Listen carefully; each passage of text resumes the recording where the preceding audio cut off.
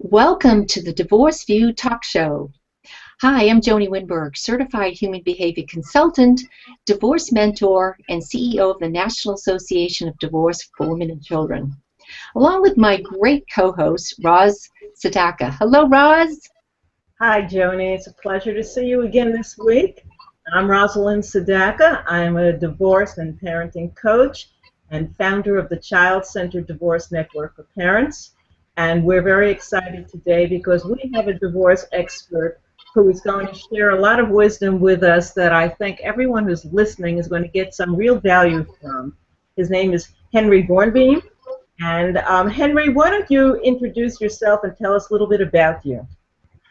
Hi, I'm Henry Gornbein. I'm an attorney. I've been specializing in family law for over 45 years now. I do a lot of writing, lecturing. I'm also the host of a cable television show called Practical Law. I've done a lot of writing, blogging for the Huffington Post, as well as doing numerous other columns, and I also do webinars right now that are featured literally on webs all over the world. So my whole practice is devoted to family law, and my philosophy is one where I believe an attorney should work with therapists, work with others to try and lessen the angst and pain of people and help them move forward. And kind of my motto has always been, I look for creative solutions to your problems, and I'd rather help you resolve your problems rather than litigating and creating more problems. Well said, Henry. We both are on the same page with you. Today we have a very interesting topic, something that I don't think many people are thinking about. And we're going to talk about divorce in the age of social media and the loss of privacy. When you say loss of privacy, Henry, immediately I start getting a little nervous about this. So fill us in and help us understand what you're talking about here. I'm saying that there is no privacy. It's like, first of all, I've often taken the attitude that social media, the internet, it's a two-edged sword. It's both wonderful because we can do instant communication. We can do the shows such as yours. We can email. We can fax. We can do things all over the world that before the internet we couldn't do. In fact, I have one of the oldest sites on the internet. I have a site called divorceonline.com that went on the air in 1995, and we have a chat site called He Said, She Said, where people will post issues and blogs, and it's running to this day, and people would get together, and people even met and got engaged and married through Divorce Online. So it's like it's been there forever. I also have other websites, including Family Law for Michigan and my firm website, which is lipidokeefe.com.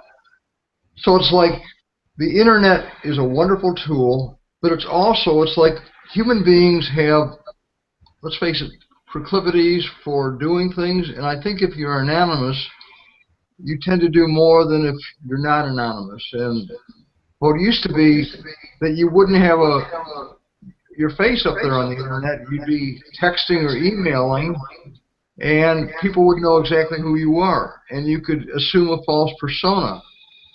And it's like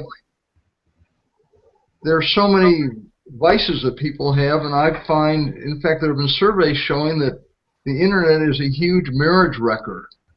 And the reason is, first of all, it's easy to meet people online.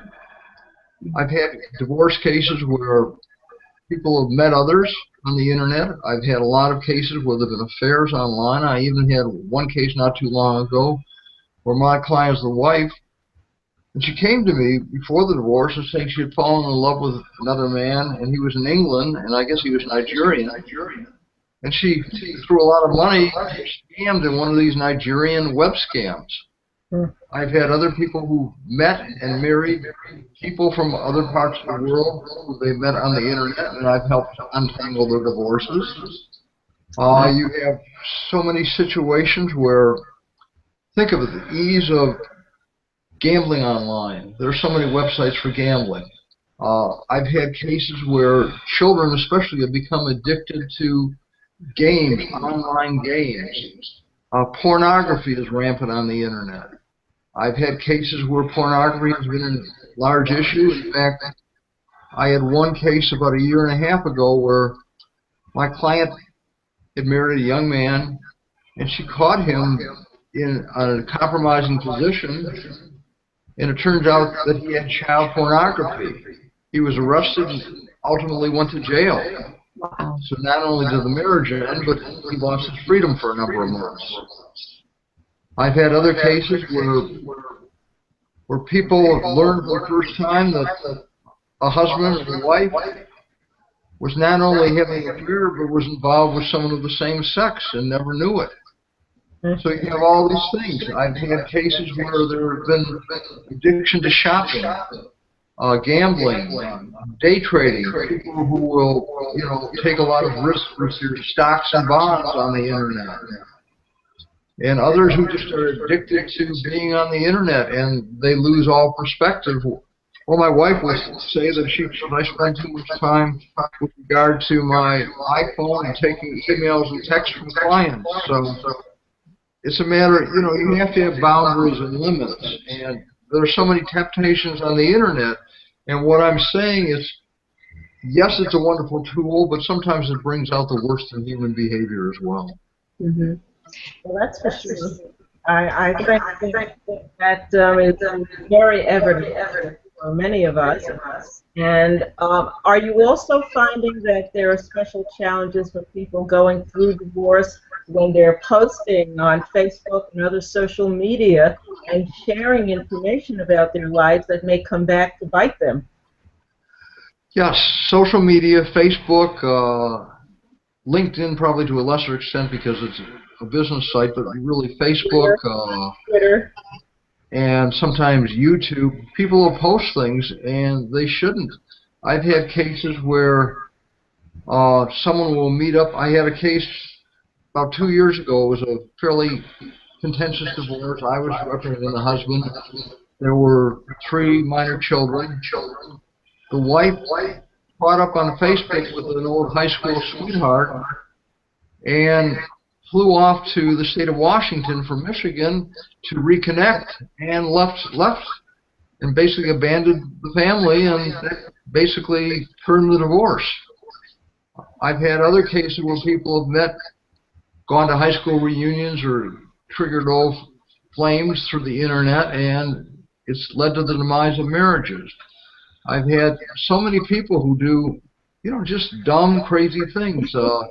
I've had several cases where a husband or wife would find out that the other spouse was having an affair through Facebook postings with a girlfriend or boyfriend, or there might be pictures with the minor children and Uncle Lou or Aunts Rose, but these weren't uncles or aunts, these were the boyfriend or girlfriend. So people do crazy things. The other thing, I've had a lot of cases where clients will have compromising pictures taken with their spouse, or even with having an affair and getting caught with compromising pictures that can go online.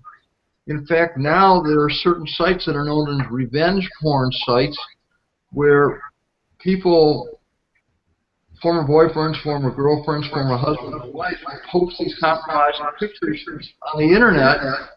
And Michigan, the state where I practice, recently passed a law outlawing them. So, there are so many issues.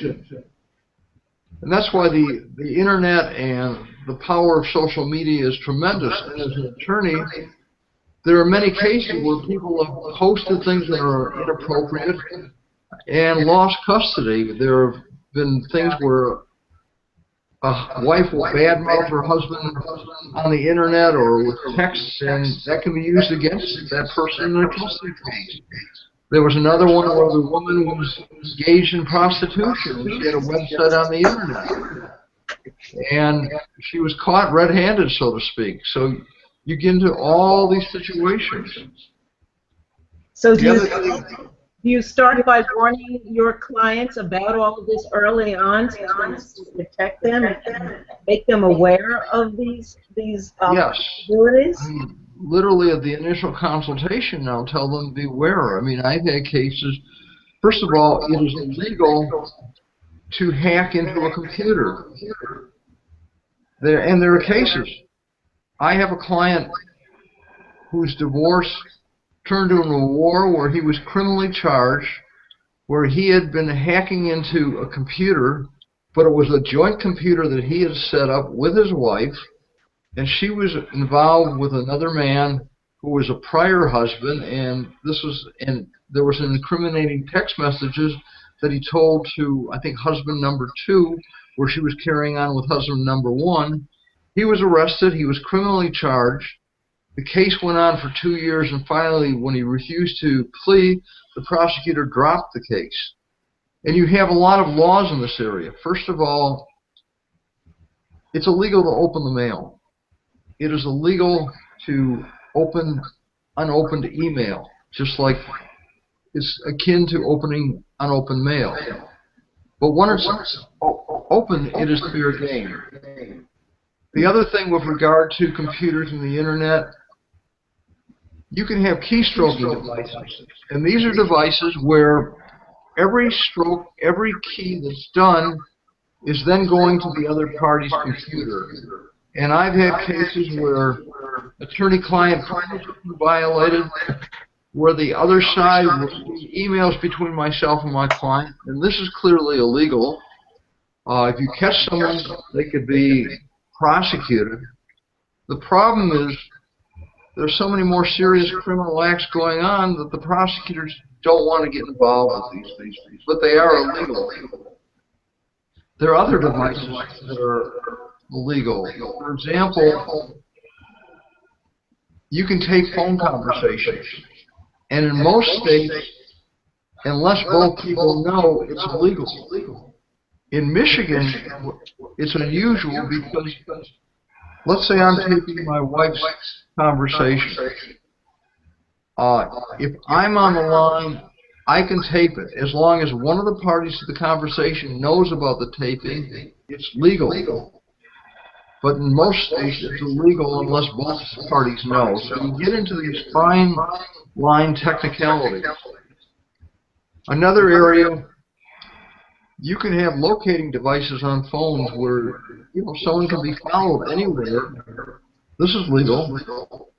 You can put a locating device on a car. In Michigan, they're illegal now unless it's done by the police or a private investigator. So you as a citizen cannot put a locating device on your husband or wife's car. So you get into all of these technical issues, and the thing is, technology is happening much faster than the law in this area. Henry, go ahead.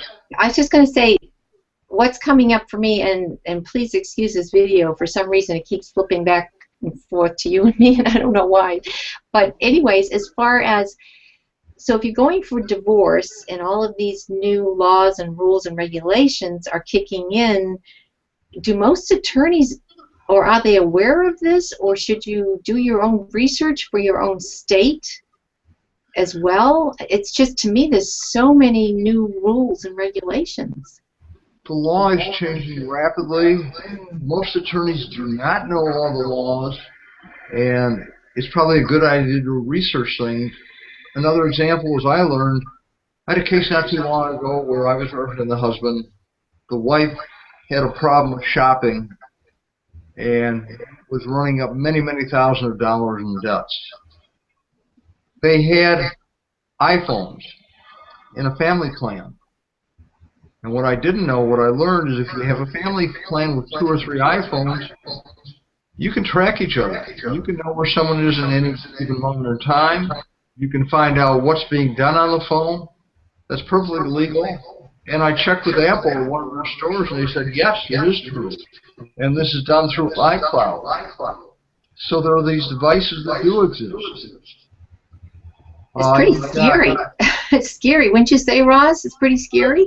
It's another dynamic adding to the complexity of the divorce situation as it is. Now we've added a whole other layer of complexities and arenas that one has to be careful about, one has to protect themselves, one has to be cautious about being manipulated and being seen with hidden cameras and other things. There's so much more And then you have to start using real common sense and think about those things. You know, the family plans for phones before you've totally separated those two arenas. How connected are you? And how can someone check on your private texts and other things like that? There's obviously a lot to know, and I'm glad we're discussing it, and that Henry is so experienced in this area. But obviously the bottom line is divorced parents and divorced individuals, beware, because you could be complicating your life on another level beyond just the complexities that normally are there. And from what I'm understanding, this is a lot of this information can be brought to court to be used against another person. It can if it's properly authenticated. You've got to realize there are a lot of things now, and again, because of the state of the art in social media and photoshopping, you can put someone's head on a different body. You can insert someone into a compromising scene, and it's not that person. So first of all, you got to make sure that it's authentic. You have to validate it for accuracy, for authenticity. I mean, there are ways that, as an attorney, you can subpoena records. You can subpoena. It used to be that you could subpoena text messages, and text messages are a huge issue where people tend to text back and forth. They tend to say things that they shouldn't. I mean, I have a lot of cases where there are affairs, and the text messages, bear it all out. And, a prime example is the mayor of Detroit was brought down in a text message scandal. And it used to be that they would save text messages. Now the companies that handle them do not save them. The other thing you've got to realize, if you have inappropriate things on a computer, or if you have, whether it's emails, whether it's texting, and even your phones, these are mini computers. These, even if you're deleting them, they're still there. You're leaving an imprint in your computer, and there are high-tech experts that I have cases where we'll take a computer in, we'll take the hard drive in, and we'll download things that people think have been deleted, but they're still there. Wow. So there are ways to get into almost anything. That's scary. I guess the first rule of thumb is to not be saying, doing things on Facebook or LinkedIn. That's obvious. That to me is the first thing you could not do, is not do that, because that's something you can control as far as your behavior. And I know when people are emotionally upset during and after divorce, they might do something to vent and say it out, write it to a friend on Facebook or show pictures or whatever, and sometimes they're doing it without thinking. But if we can control those emotions and at least not do that, that's something we can control. Some of these other things you're talking about, it's hard if it's an email or if it's a text. Well, I tell clients, really from the initial consultation, to beware of these dangers. I tell people, close down a Facebook account. Stay away from Facebook. Or if you've got to be on Facebook, be careful what you say. Be careful who you say it to, because if you think you're saying something privately, you're saying it to the whole world. The other thing is, be careful what you text. Be careful what you email. Be careful what's on your computer. There are so many things. Another dangerous area, if you have children, especially teenagers, used to be, where were your children? Do you know where they are? Now it's a matter of, what are they doing? What are they watching? What are they emailing? What are they texting? I had a case today where there were issues of nude photos by a teenage boy that were being circulated on the internet. That's a crime. Wow. Sexting, texting. I mean, teenagers are not thinking. Their hormones are going crazy, and but they're committing crimes. So you got to watch these things. I mean, I've done cable shows where I've had criminal defense attorneys talking about teenagers and the fact that a lot of our sex offender laws are punitive, and they don't take into account the teenager is going to do stupid things, but should you be condemned for the rest of your life for something? So these are important issues, and sometimes parents will unite, even in a divorce, to try and control a teenager who's doing things that are inappropriate, or monitor a computer. If you have children keep the computer in a public place. Don't have it in the children's bedrooms because you know who they're emailing or texting. There are a lot of predators out there, and there can be tragic consequences. So monitor your children. Don't be trusting. Another thing in a divorce, there are camcorders. You know, just like there are recorders on a computer, you can have nanny cams.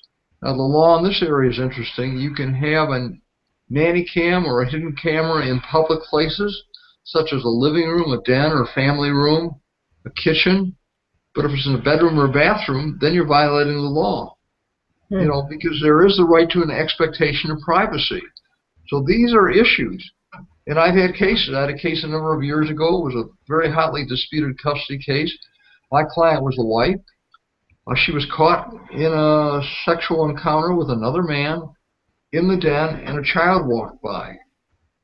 Well, thank goodness it wasn't her child. I was still able to get her custody.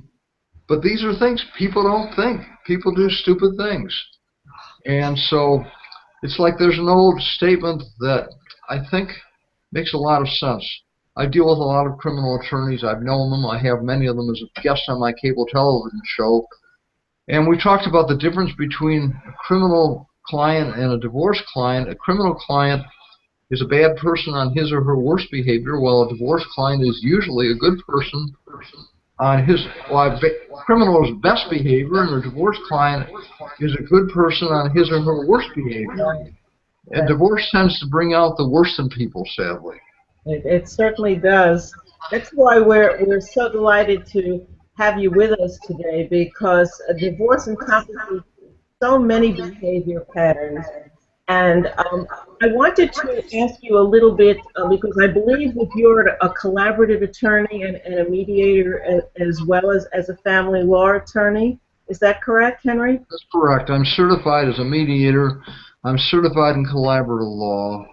And I'd love for you to give a very brief, non-technical description about collaborative law for those who aren't as familiar with it, because it's a wonderful option for people who are not looking to get into the dangers of litigation and to create what we consider a more peaceful, harmonious outcome for their divorce.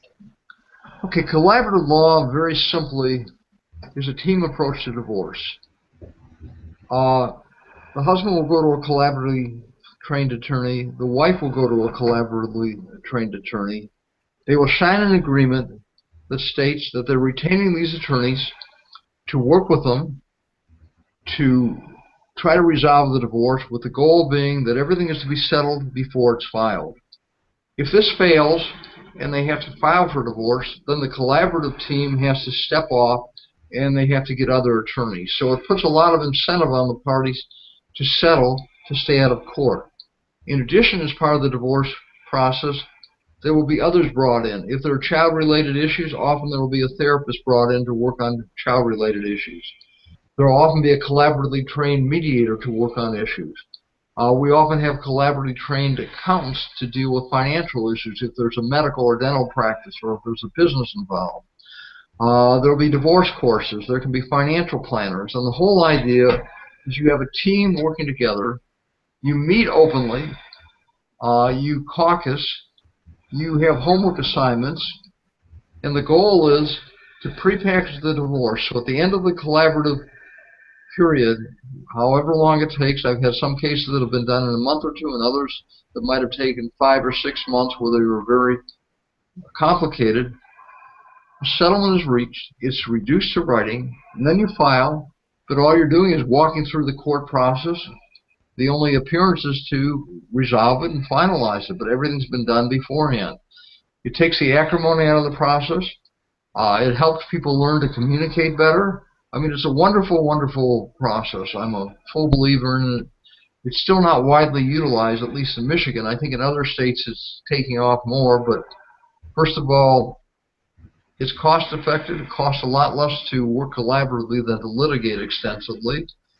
It's emotionally much less draining, and it really helps set a foundation. So rather than having a scorched earth policy, which too many attorneys do, you resolve things. You're setting the stage so that if you have minor children, you can communicate you can move forward in a dignified manner and do what's best for your children as well as yourselves. So to me, it's a wonderful process. I've probably given a very simplistic view, but that's really how it is. Well, it was an excellent description, and as founder of the Child-Centered Divorce Network, we strongly endorse collaborative options whenever possible for families for all the reasons you were talking about. I'd love you to talk about some of the advantages of having that team approach. I know many therapists who are part of a collaborative process and called in, and parenting experts who are called in from time to time, as well as friends who are divorce financial planners who are part of that process. And what is the divorcing couple getting when they have that team? Well, you're getting the expertise of people who are knowledgeable in various aspects of the process. And again, it's not one size fits all. There's so many possibilities. In fact, I've analyzed it, and I've often taken the idea, using a sports metaphor, that the attorney is like the quarterback. He or she is directing the client through the various aspects of divorce, but in so many cases you need other experts. You need a therapist, and I believe in sending people to therapy for 3 reasons. First reason, to see if you can save the marriage. And even in the middle of divorce, I will always ask the question, are you sure this is what you want? Is it worth at least exploring therapy to see if you can build a healthier relationship to save the marriage? Second reason for therapy is as part of your support system as you go through a divorce, because a divorce is one of the most traumatic times in one's lifetime. In fact, statistics have shown that the worst tragedy in a marriage is the death of a child. Second worst is the death of a spouse in an intact marriage, and third worst is a divorce.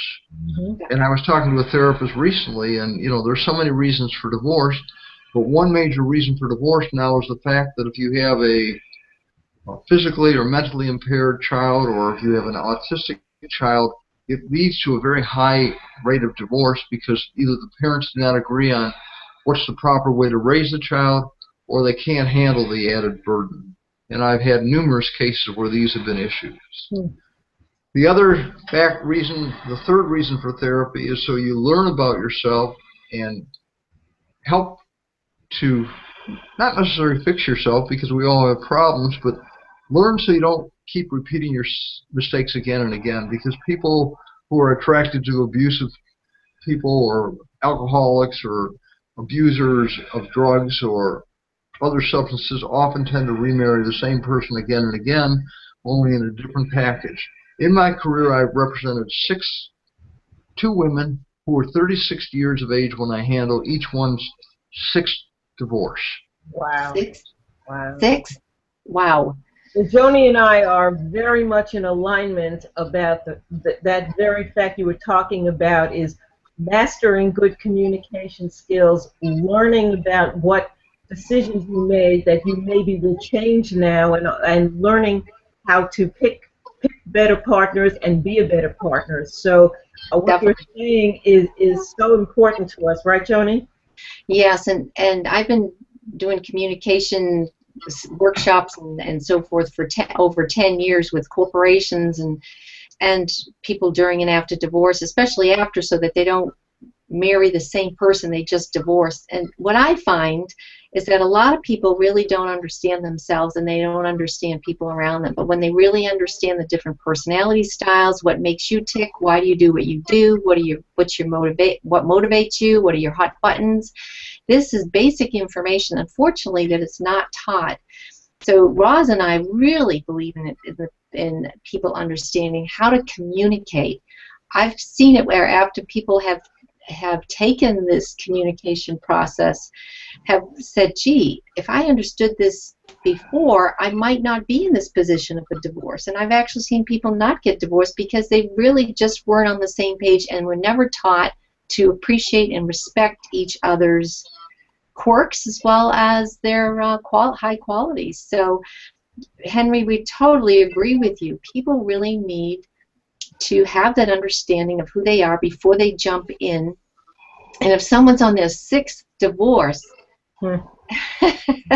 That one of the two women went on to number 7. Wow. And I handled her 7th divorce. I handled her daughter's divorce. When she came to me for number 7, I said to her, "Why do you want a divorce?" She said, "I'm in love with another man." I said, "Why don't you just have an affair and get it out of your system?" By this time, Yes. she said no, she had to follow her heart. And she called me about a year later and said I was right, that possible husband number 8 was not right for her. She was back with husband number 7, but they decided not to marry, just to live together. So, well, we Wow. love attorneys like you, Henry, who understand this and who are advocates for people getting the awareness about so many factors that affect relationships before they leave one and dive into another one. So it's wonderful to be talking to someone who has the sensitivity and the compassion you have, and of course address a little bit about what happens, what you've seen with children and the mistakes that parents make, and how you help guide them from making those indelible mistakes that impact kids' lives. well, the mistakes that parents make, and we could do a whole show on custody and parenting time issues because there are so many nuances and issues. But basically, I've been involved in something called SMILE for a number of years, and this is a program that was started here in Michigan called Start Making It Livable for Everyone. And the whole idea was to get parents to understand that this is not about what's best for mom, it's not about what's best for dad, it's what's best for the children. And certain rules: keep your children out of your divorce. Your children do not want you to divorce. Your children love both of you. They should feel free to love both of you. And parents forget this. They get caught up in their own anger or their own emotional issues or problems, and the children become the focus of so many divorces where custody battles go on, and in some cases, what I call a never-ending divorce, where the custody battles go on years after the divorce has been legally finalized, but parents can't let go, they can't grow up, they have too many either emotional or psychological issues, or they're so bitter and angry. And because of that, they keep going to court again and again and again. And what I tell my clients, and I've talked to judges about this. I've had many judges on my cable show, and a book I'm writing discusses these issues. The fact that once you're in court, you're going to say things about and to your other spouse that you can't take back. Yeah. And all you're doing when you go through these hearings and trials is creating deeper and more bitter wounds, which makes it harder to heal. And what you're also doing, you're losing control of your lives. So that's why a collaborative approach or a mediated approach or even a negotiated settlement is always better than going to court and trial, because in a custody case, shouldn't you and your spouse know what's best for your children? Shouldn't you make the decisions rather than losing control and having a stranger in a black robe make the decisions as to who gets your money, how it's divided, where your children spend time? I mean, these are things that parents should do if they care enough to keep the children out of the middle of this. But too many parents lose sight of all reality, and because of that, I've had a lot of cases with parental alienation. I have children who kill themselves. It's tragic. Yeah. And starting with, don't go on Facebook or LinkedIn and vent and show pictures. Exactly. Henry, exactly. I wanted to pull this all together because Yes. I mean, this has been phenomenal. A lot of great information. What is the website you would like our listeners to go to, Henry? To know you, to contact you, to connect with you in any, whichever. FamilyLawForMichigan.com. Okay.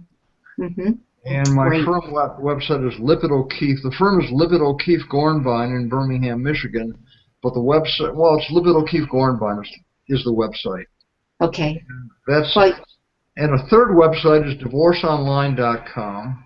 And I've also done, besides this program, just like you had in the past, there's still the site DivorceSourceRadio.com, so you can find archives of shows that you've done and that I've done in the past. Definitely. Terrific. Well, Henry, this has been absolutely phenomenal. It's just so much information. We definitely want to have you back. Yes. Because talking about children and the custody issues, going there even deeper. Plus, We'd like to have you back, so if there's any updated information about social media, the loss of your privacy. And when you're launching your book as well. Absolutely. I'd love to participate in the future. I mean, there are just dozens of topics we can discuss. So absolutely, it's a pleasure being on your show, and I look forward to working with both of you. It's just a joy to have you here. And Roz, it's always a pleasure to do this together. It's just well, we're the Divorce Mentor team, and we really care about making life easier for everyone who's getting divorced. So be sure to join us every Wednesday at 6 p.m. Eastern Time, and you could find this show archived at divorceview.com so that you could see our past shows, and you could watch us live on Wednesdays when you can actually ask questions and participate if you choose, and we have wonderful guests lined up ahead. So we'll be seeing you soon. Thank you again, Henry, and thank you, Joanie. Thanks. It was my pleasure, and nice talking to both of you. Thank you, Henry. Thanks so much, and thanks to our guests for tuning in. And to remember, we're always here to support you, whether you're thinking about getting a divorce, whether you're in the middle of a divorce, or you're ready to move your life forward after a divorce. We have you covered. We're here to support you. Thanks so much for tuning in, and we'll see you next week. Bye-bye.